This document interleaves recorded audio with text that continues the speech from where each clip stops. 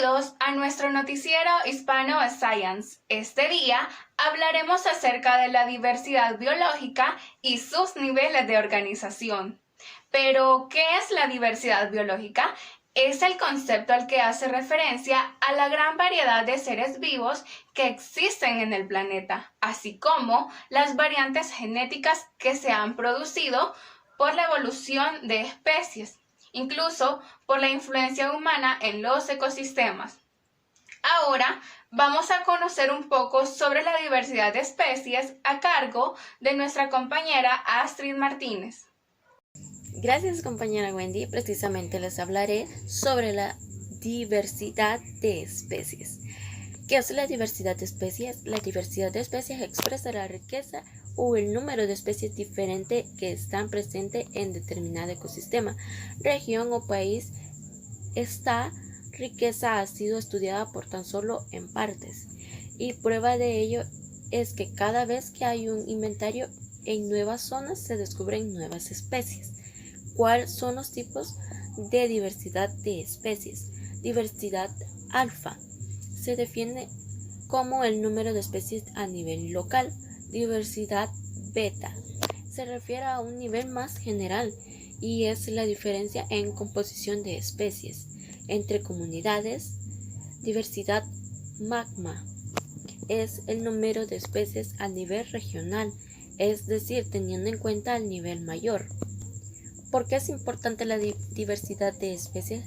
La diversidad de especies es responsable de garantizar el equilibrio del ecosistema en todo el mundo y la especie humana depende de ella para sobrevivir. La diversidad de especies no es estática, es dinámica. Es un sistema de evolución constante, tanto en cada especie como en cada organismo individual. ¿Cuál fue la causa fundamental de la diversidad de especies? La pérdida de deterioro de la hábitat es la principal causa de pérdida de diversidad de especies. Al transformar selvas, bosques, matorrales, pastizales, manglares, lagunas y arrecifes en campos agrícolas, ganadores, granjas camaroneras, presas, carreteras y zonas urbanas, destruimos el hábitat de miles de especies. Gracias. La diversidad de ecosistemas a cargo de nuestro compañero César Franco. En efecto, compañera Wendy, la diversidad de ecosistemas. La diversidad de ecosistemas es bien amplia a lo largo de todo el mundo. Pero, ¿qué es un ecosistema? Un ecosistema es aquel medio abiótico donde diferentes vegetales, animales y microorganismos se encuentran. Estos viven ahí y en especial se han adecuado a ese ecosistema. Pero, ¿esto qué puede ser beneficioso para los ecosistemas o para qué pueden servir? Esto es algo básico y necesario para la evolución y la creación de nuevas especies. Por ejemplo, hay diversidad de especies a lo largo del mundo, pero cada una es adecuada a un ecosistema. Hablemos de la diferencia de diferentes ecosistemas que existen. Hay diferentes tipos de ecosistemas. En este día vamos a hablar de ellos. Hablaremos de 7. El ecosistema marino es el primero. El ecosistema marino es uno de los ecosistemas más grandes de la Tierra. Este se caracteriza porque su agua es salada. El ecosistema de agua dulce. Este es un subconjunto de los ecosistemas acuáticos. Este se caracteriza porque sus aguas son menos saladas que las de las marinas, pero al igual no necesariamente tienen que ser dulces ni saladas. Entonces podemos decir que están en un punto medio. Ahora podemos hablar de los ecosistemas terrestres, en el cual se encuentra el bosque. Este está caracterizado porque su vegetación es abundante, sus climas frescos y hay una diversidad de especies que se encuentran en él. También esto está prácticamente como en ayuda a los flujos hidrológicos y conservar el suelo, y se constituye uno de los aspectos más relevantes de la biosfera del globo terráqueo. Los matorrales. Los matorrales, el matorral, arbustal o montajal, es un lugar o campo caracterizado por una vegetación dominante de arbustos y matas o setas. Este puede ser natural o puede ser por efecto de la mano humana. Los herbazales o pastizales. Los herbazales o pastizales. Estos son conocidos así gracias a su abundante vegetación herbácea, en el cual puede ser césped u otro tipo de plantas pequeñas. En este habitan diversidad de microorganismos pequeños, ya que ellos son los que ayudan a la sustentación del suelo. La tundra. La tundra se conoce así gracias a que es uno de los biomas más fríos de todo el planeta. En este la cantidad de árboles es bastante escasa y sus suelos son bastante fríos y son pocos los animales que alcanzan a sobrevivir en este tipo de ecosistema. Los desiertos. El desierto del Sahara es uno de los ejemplos más conocidos a nivel del mundo. La característica de los desiertos es que tienen un suelo caliente, un suelo seco, también poseen poca agua y poca sombra. Por esto, las especies animales que se llegan a desarrollar en él son pocas, al igual la poca vegetación que se desarrolla en este. Esto ha sido todo y dejamos a mi compañera Wendy. Ahora yo les hablaré acerca de la diversidad de paisaje.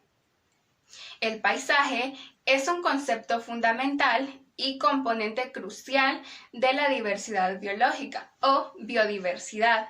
La variación dentro y entre los paisajes está altamente relacionada con la variación de la elevada diversidad biológica que contienen, de tal forma que el país es considerado como megadiverso, tanto por las especies de plantas y animales como los paisajes que lo contienen. Sin embargo, la designación de megadiversidad le confiere a la nación una responsabilidad jurídica mundial extraordinaria.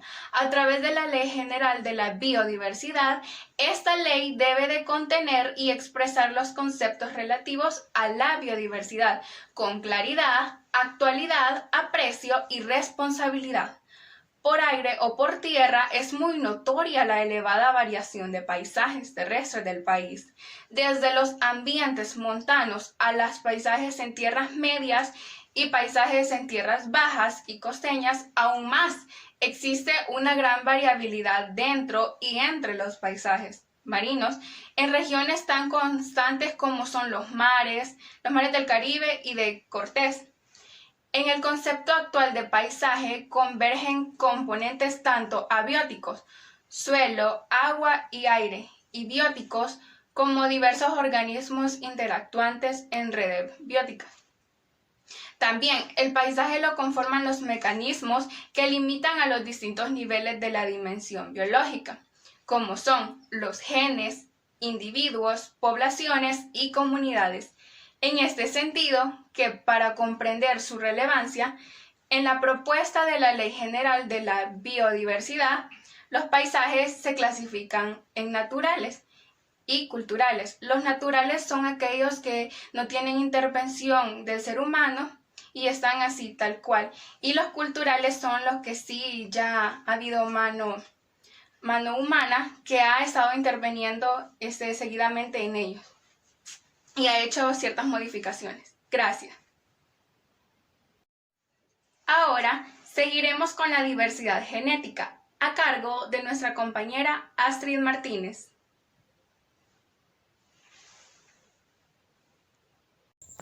Gracias, compañera Wendy. Sí, les hablaré un poco sobre la diversidad genética. ¿Qué es la diversidad genética?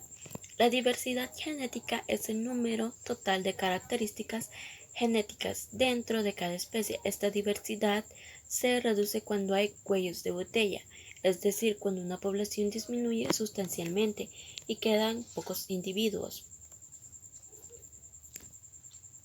La diversidad genética contribuye a la capacidad de las comunidades ecológicas para resistir o recuperarse de los disturbios o cambios ambientales, incluyendo cambios climáticos relativamente largos. La variación genética de las especies es la base fundamental de la evolución, la adaptación de las poblaciones silvestres a las condiciones locales del medio ambiente, el desarrollo de la especie animal o de las variedades de especies cultivadas han producido significativos beneficios directos para la humanidad. ¿Cuál es la causa fundamental de la diversidad genética? La variedad genética puede referirse a los diferentes individuos o las diferencias entre poblaciones. Las mutaciones son causa fundamental de la variabilidad genética, pero mecanismos tales como la reproducción sexual y la deriva genética también contribuyen a la misma. ¿Cuánto tiempo tomó el planeta tener la diversidad genética?